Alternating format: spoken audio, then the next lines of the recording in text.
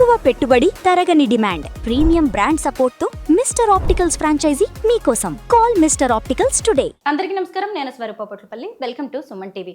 హైదరాబాద్ లో నగ్నంగా అర్ధరాత్రి చెరువులో దూకి ఆత్మహత్య చేసుకున్న software engineer Tejaswi case mystery కొనసాగుతూనే ఉంది. ప్రస్తుతం నాతో పాటు ఉన్నారు సైకాలజిస్ట్ ప్రతిమ గారు.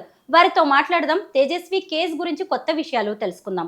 నమస్తే ప్రతిమ గారు. నమస్తే. తేజస్వి కేసు అసలు ఎంత మిస్టరీయో మీరు కూడా చూస్తూ ఉన్నారు కదా. అర్ధరాత్రి ఒక అమ్మాయి బట్టలు లేకుండా బయటికి రావడం, గుడికి వెళ్ళడం, ఒక విగ్రహాన్ని పట్టుకుని చెరువులోకి దూకడం, అంతా కూడా అసలు ఎక్కడ ఊహించింది, ఎవరికి తెలియనట్టుగానే కనిపిస్తుంది.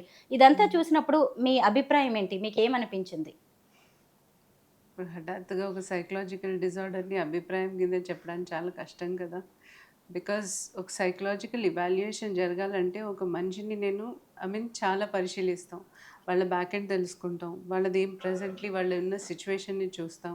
అసలు ఏం జరిగి అలాంటి ఏమంటారు అఘాయిత్యానికి తను పాల్గొందో లేదో తెలియదు. సిచ్యువేషన్ ఎలా ఉంటుందో తెలియదు. ఎలాంటి స్ట్రెస్, ఎలాంటి ప్రెషర్, ఎలాంటి సైకలాజికల్ డిజార్డర్ ఉండి అంత పెద్ద స్టెప్ తీసుకుందో మనకి తెలియదు. సో ఇలాంటిదన్నీ మనం ముందు పెట్టందే ఈ సిచ్యువేషన్ని తను ఇలా తీసుకుంది అంటే ఒక అభిప్రాయాన్ని తెలపడం అనేది ఇప్పుడు చాలా కష్టం. బికాజ్ అదంతా జరిగిపోయింది. ఒకవేళ తను ముందే ఏదన్నా అంటే హింట్ ఇచ్చున్నా, తన చుట్టుపక్కల ఉన్న వాళ్ళు ఎవరన్నా అబ్జర్వ్ చేసున్నా, తను ఇలాంటి సిచ్యువేషన్ ఎదుర్కొంది అన్న తను ఆఫీస్ పనిచేసే ఉంటుంది కదా. అమ్మాయి బ్యాక్ ఎండ్ ఏంటో తెలీదు. కాకపోతే తను ఎవరైనా చెప్పున్నా తన సిచ్యువేషన్స్, తన మెంటల్ స్టేటస్, ఫలానా వ్యక్తికి ఈ ప్రాబ్లం ఉండింది అని చెప్పొచ్చు. ఇప్పుడు సడన్గా అలా తీసుకుంది, అంత పెద్ద స్టెప్ తీసుకుంది, పైగా నగ్నంగా పరిగెత్తింది అని అంటే నార్మల్ వాళ్ళు సూసైడ్ చేసుకునే వాళ్ళు నార్మల్గా మీకు తెలిసిందే హ్యాంగ్ చేసుకుంటారు, లేకపోతే అదర్ రిసోర్సెస్ చూసుకుంటానని. తినదేంటి కంప్లీట్గా బట్టలు లేకుండా పరిగెత్తించడం అని అంటే అది సైకాటిక్ డిజార్డర్ అని అంటాను, అది మెంటల్ స్టేట్ సరిగ్గా లేకుండా ఉండడం అన్నాను, హాలుసినేషన్లో ఉందా. హాలుసినేషన్ అంటే తను ఏం ఊహించుకుని ఎవరన్నా కనిపిస్తున్నారో, ఏదైనా వినిపిస్తుందో, లేకపోతే నన్ను ఇలా పరిగెత్తమన్నారో అన్నది హాలుసినేషన్స్ అనంటే అది బేసికల్గా ఒక స్కిజోఫ్రేనియా అనే డిసీజ్ ఉంటుంది. స్కిజోఫ్రేనియాలో జనరలీ మనుషులు వాళ్ళలాగా బిహేవ్ చెయ్యరు, ఇంకో పర్సన్ లాగా బిహేవ్ చేస్తూ ఉంటారు. సో అలాంటి సిచ్యువేషన్లో వాళ్ళు ఎవరినో ఊహించుకొని ఎవరో ఏదో చెప్తున్నారని ఆ ఇన్స్ట్రక్షన్ని ఫాలో అవుతూ తను చేసే ఇది ఉండొచ్చు. సో అలాంటి సిచ్యువేషన్లో తను అలా స్కిజోఫ్రేనియా లాంటిది ఏదైనా డిజార్డర్ ఉన్నప్పుడు సో మేబీ అది తనకి ప్రేరేపించుంటుంది. వాళ్ళ ఇంటి బ్యాక్గ్రౌండ్ ఎలాంటిదో కూడా తెలియదు, వాళ్ళ అమ్మ నాన్న ఎలాంటి పరిస్థితిని తన్ని కల్పించారో తెలియదు, తన్ని సరిగ్గా చిన్నప్పటి నుంచి డయాగ్నోస్ చేశారా అన్నది కూడా తెలియదు. సో బ్యాక్ ఎండ్ ఏదన్నా ఈ ఇంటి వాతావరణం అన్నది సరిగ్గా ఇవ్వలేకపోతే తన్ని కరెక్ట్గా ఇప్పుడు డిప్రెషన్ ఉండనివ్వండి, అతిగా ఉన్నప్పుడు, క్రానిక్ అయినప్పుడు ఏదైనా కండిషన్ పసిగట్టడం అనేది చాలా కష్టం. సో అది ఎలాంటి వాటిలో ప్రేరేపిస్తుందో తెలియదు. ఇప్పుడు డిప్రెషన్లో కూడా చాలామంది ఎక్స్ట్రీమ్స్కి వెళ్తున్నప్పుడు వాళ్ళకి కొన్ని హాలుసినేషన్స్ అనేవి వస్తాయి. ఎవరో పిలుస్తున్నట్టే ఇంకా నేను చచ్చిపోవాల్సిందే అన్న ఒక ఇంటెన్షన్ అనేది మనిషికి ఏర్పడుతుంది. అది కంప్లీట్గా మెంటల్గా డిస్టర్బ్ అయిపోవడం, కంప్లీట్గా చాలా స్ట్రెస్ ఫీల్ అవుతారు. దాంట్లో డిఫరెంట్ కోమార్బిడ్స్ ఉంటాయి. అంటే ఒకటి అని చెప్పలేము. ఇప్పుడు స్కిజోఫ్రెనియాలోనే ఒక మనిషికి యాంగ్జైటీ ఉండుండొచ్చు, ఒక మనిషి డిప్రెషన్ చాలా అతి తీవ్రంగా ఉండుండొచ్చు.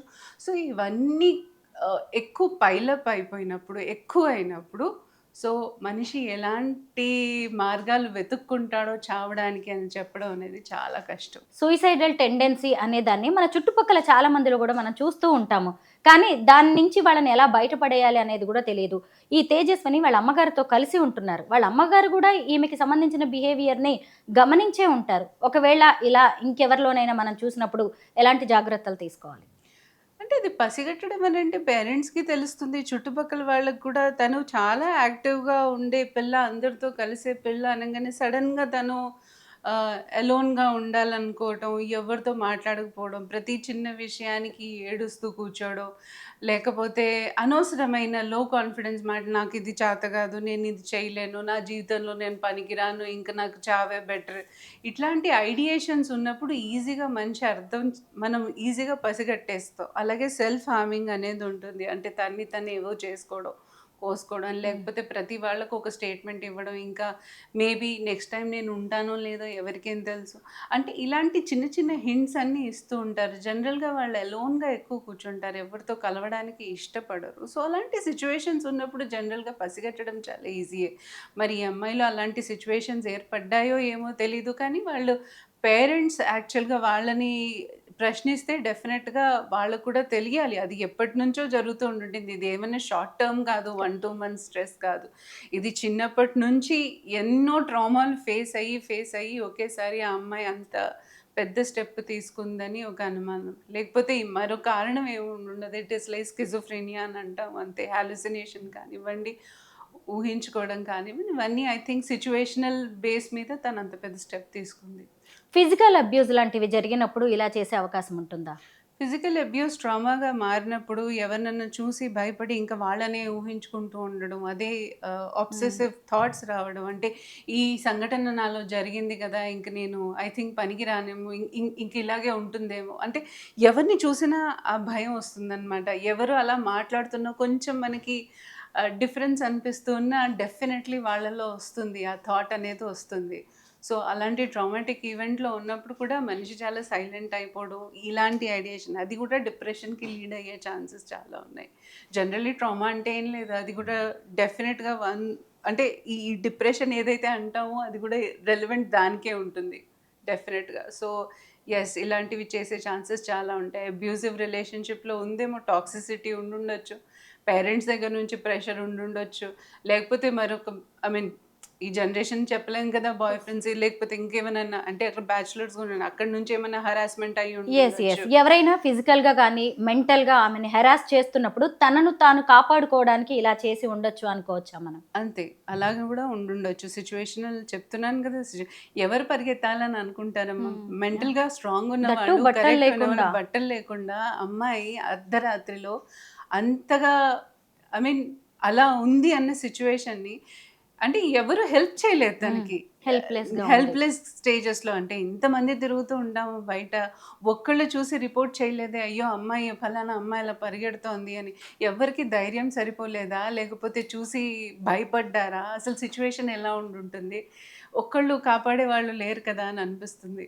అంటే ఈ సమాజంలో చూడండి, ఆడపిల్లలు అలా వెళ్తే అర్ధరాత్రి వేళ మీకు తెలుసు ఎలా ఉంటుందో సిచ్యువేషన్ అనేసి. మామూలుగా బయటికి వెళ్తున్నామంటేనే సేఫ్టీ లేని మనుషులకి అలా పరిగెడుతోంది అన్నప్పుడు ఎంతమంది తన్ని కాపాడడానికి రావాలి? మన సమాజం మీదే సిగ్గుపడాలి నేను అంటాను. ఇలాంటివన్నీ చర్చ చేసే ముందు ఫస్ట్ ఆఫ్ ఆల్ ఏం జరిగిందో, ఎవరు కాపాడొచ్చు, ఎవరు కాపాడలేరో, ఆ అమ్మాయిని అసలు చూసి ఎవరైనా రిపోర్ట్ చేశారు అన్నది ఎవడు అడగట్లా. ఆ అమ్మాయి ఇలా వచ్చేసి పరిగెత్తింది, ఫస్ట్ ఫ్లోర్ వాళ్ళ పరిగెత్తింది, డోర్ కూడా పరిగెత్తిందంటే కొట్టిందంట ఆమె. ఎవరు హెల్ప్ చేయడానికి లేదు. అందరు దొంగలు అనుకొని భయపడ్డారు. కనీసం కన్ఫర్మేషన్ అడిగారా ఎవరు ఏంటి అనేసి? ప్రతాళ్ళ తలుపులు మూసేశారు కదా. మరి ఇక్కడ ఈ ఆడదానికి అసలు ఐ థింక్ ఆ సేఫ్టీ ఏది? నేను అంటాను అది. ఐ మీన్ చుట్టుపక్కల చాలా మంది చూసుంటారు. అర్ధరాత్రి కూడా అంత పడుకొని ఇచ్చేసే వాళ్ళు ఎవరు లేరు. ఎవరో ఒకరు బయట తిరుగుతారు కదా. మరి చూసినప్పుడు ఎందుకు కంప్లైంట్ చేయలేదు? ఎందుకు తన్ని కాపాడడానికి ప్రయత్నించలేదు ఎవరు? ఆ క్వశ్చన్ కూడా మనం అడగొచ్చు కదా మరి. నిజమే. తేజస్వి ప్రాణాలు పోయిన తర్వాత ఇప్పుడు మనమందరం ఇది మాట్లాడుకుంటున్నాం కానీ డిస్కషన్ టాపిక్. మీకు రివ్యూస్ వస్తాయి. వాళ్ళకి జనాలకి మనం ఏమిస్తున్నాము అన్నది తెలియదు కదా. అసలు ఆ అమ్మాయి ఎలాంటి ట్రామాలో ఉందని ఎవరు అర్థం చేసుకోవట్లేదు. తన సిచ్యువేషన్స్ ఏంటో తెలియదు. ఇంట్లో వాతావరణం బట్టి తను అంత పెద్ద స్టెప్ తీసుకుంది. కానీ అది ఒక అంటే మనం వినడానికి కూడా అలా ఎందుకు చేసింది అన్నట్టు ఆశ్చర్యంగా ఉంటుంది. కానీ మానసికంగా తను ఎంత ఇబ్బంది పడి ఉంటుందో తెలియదు ఎవరికీను. చాలామందిలో ఈవెన్ చిన్నపిల్లల్లో కూడా మెంటల్ కండిషన్ బాగాలేని వాళ్ళు, లేకపోతే మెంటలీ రిటైర్డ్ ఉన్నవాళ్ళు, వాళ్ళకి సెల్ఫ్ కాన్షియస్ అనేది ఉండదు. నేను ఇటీవల పనిచేసిన చోట కూడా ఒకసారి చిన్నపిల్ల 10th గ్రేడ్ అమ్మాయి, తనకి తెలియకుండానే అలా వచ్చేసిందనమాట బయటికి. సో అందరూ ప్రొటెక్టివ్గా ఉన్నాం కాబట్టి తను అలా రాకుండా మళ్ళీ తన్ని కాపాడగలిగాము. అదే చెప్పండి అమ్మాయి అంటే అలాంటి సిచ్యువేషన్ మనం చూడలేము. మనం వాళ్ళని ఆ పరిస్థితిలో చూడలేం. కాబట్టి వాళ్ళ మెంటల్ స్టేటస్ అనేది కరెక్ట్ లేకపోతే నేనంటాను ముందటి నుంచే గమనించుకొని తనని ప్రొటెక్టివ్‌గా ఉంచుకొని ఒక మంచి వాతావరణాన్ని ఇచ్చి కంపల్సరీగా ఒకళ్ళ దగ్గర వెళ్ళి స్పెషలిస్ట్ దగ్గర కానీ సంప్రదించడం అనేది చాలా ఇంపార్టెంట్. కానీ అంటే మన ఈ దేశంలో ఈ మెంటల్ హెల్త్‌కి అస్సలు విలువ అనేది లేదు. అసలు తెలుసుకోవడానికి కూడా జనాలు ప్రయత్నించట్లేదు అనంట. ప్రతోళ్ళలో బాధలుంటాయి. ఈవెన్ పేరెంట్స్ కూడా మా పిల్లల మెంటల్ కండిషన్ బాలేదని చెప్పడానికి కూడా ఇష్టపడరు. దాన్ని కూడా ఒక షేమ్‌గా ఫీల్ అవుతూ ఉంటారు చాలా వాళ్ళ మంది. కండిషన్‌లే సరిగ్గా లేనప్పుడు వీళ్ళని ఏం చూస్తారు వాళ్ళు. కరెక్టే. ఆల్రెడీ వాళ్ళు అదే గోయింగ్ త్రూలో ఉన్నారు. బట్ స్టిల్ అంటే ఎవళ్ళ కాళ్ళు గలుగుతున్నాము అన్న ఒక స్ట్రాంగ్ ఫీలింగ్‌తో ఉంటారు. కానీ ఎవ్వరు ఎవరిని సమర్థించుకోలేరు అన్నది కూడా తెలియట్లేదు వాళ్ళకి. సో, ఇట్లాంటిది పసిగట్టాల్సిన అవసరము ఉంది. పాపం ఇలాంటి అమాయకుల్ని ఐ మీన్ ఏమై ఉంటుందో తెలీదు ఆ సిట్యుయేషన్. కానీ ఇలాంటి జరిగినప్పుడు కాపాడే వ్యక్తులు లేరు కదా అని అనిపిస్తుంది. అయితే you should be very protective to them. Tejaswini లాంటి వాళ్ళు మన చుట్టుపక్కల చాలా మంది ఉన్నారు. అలాంటి వాళ్ళని కాపాడుకోవాల్సిన బాధ్యత అటు పేరెంట్స్ మీద, ఇటు సమాజం మీద, మనందరి మీద ఉంది. థాంక్ యూ ప్రతిమ గారు. Thank you.